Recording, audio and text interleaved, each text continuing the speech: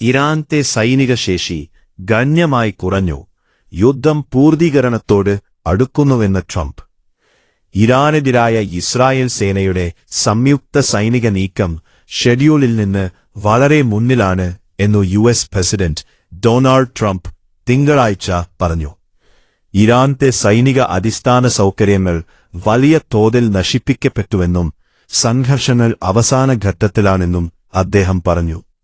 Operation EPIC ഫ്യൂറിയും ഇസ്രായേലിന്റെ operation roaring lion എന്നിവയ്ക്ക് കീഴിൽ നടന്നുവരുന്ന ഏകോപിത ആക്രമണങ്ങൾക്ക് ശേഷം ഇറാന്റെ സൈനിക ശേഷി ഗണ്യമായി കുറഞ്ഞുവെന്ന് അദ്ദേഹം ഒരു മാധ്യമത്തിന് നൽകിയ അഭിമുഖത്തിൽ പറഞ്ഞു. ഇറാന്റെ സൈന്യത്തെ ഫലപ്രദമായി ഇല്ലാതാക്കിയിട്ടുണ്ടെന്നും നോക്കിയാൽ അവർക്ക് ഒന്നും ബാക്കിയില്ല എന്നും സൈനികമായി അവർക്ക് ഒന്നും ബാക്കിയില്ല എന്നും അദ്ദേഹം കൂട്ടിച്ചേർത്തു. ഇറാനിലുടനീളം 5000-ത്തിലധികം ആക്രമണങ്ങൾ നടത്തി. ഇറാന്റെ മിസൈൽ ശേഷി യഥാർത്ഥ ശേഷിയുടെ ഏകദേശം 10% കുറഞ്ഞുവെന്നും നമ്മൾ പ്രതീക്ഷിച്ചതിനേക്കാൾ വളരെ മുന്നിലായിരുന്നു നടപടിയെന്നും അടുത്തുചേർത്തു.